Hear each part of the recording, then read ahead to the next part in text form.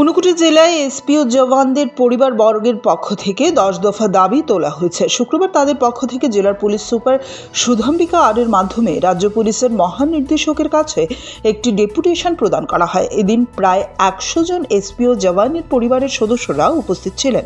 3 সদস্যের প্রতিনিধি দল দাবি সনদ তুলে দেন। প্রতিনিধিরা জানান, দীর্ঘদিন ধরে অনিশ্চিত কর্ম পরিস্থিতির মধ্যে থাকা এসপিওদের জন্য সামাজিক ও আর্থিক নিরাপত্তা নিশ্চিত করা জরুরি। তাদের দাবির মধ্যে রয়েছে চাকরিতে নিয়মিতকরণ, এনপিএস চালু, বিভিন্ন অ্যালাউন্স ও ইন্স্যুরেন্স সুবিধা প্রদান। এসপিওদের ন্যায্য অধিকার নিশ্চিত করতে অবিলম্বে সরকারের হস্তক্ষেপ প্রয়োজন বলে দাবি করেন তারা এদিন জেলার পুলিশ সুপারের কার্যালয়ের সামনে বিক্ষোভ দেখান। পরিবারবর্গের আশা, প্রশাসন দ্রুত প্রয়োজনীয় পদক্ষেপ নেবে। দেখা যাচ্ছে যে বেতন ভাতা বাড়তেছে না, নিয়মিতকরণ হইতেছে না, এরপরে দিয়ে নাই, রেসের টাকা নাই, এরপরে দিয়া মেডিকেলের টাকা নাই।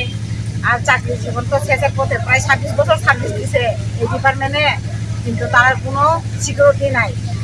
তার জন্য আজকে সারা ত্রিপুরা রাজ্যের এসপিও ফ্যামিলিয়ারা তারা একটা দাবি রাখছে যে আমরা এই নিয়মিতকরণ হইতে লাগবো। পুলিশের নাই, তারা ডিউটি করতেছে, কিন্তু তার কোনো একটা বালা বেতন ভাতা হইতেছে না। বেতন ভাতার দরকার, দিয়ে দরকার। এরপরে আমরা যে সারা ত্রিপুরা যে 3660 জনের মতো আমরা 3700-3800 মতো স্কুল আছে। সবার ফ্যামিলি বেহাল দশায় আছে। ভালো স্কুলে বাচ্চা কোলাপান পড়াইতে পারতেছে না, ফ্যামিলি ভালো মতো মেনটেন্স হইতে পারতেছে না।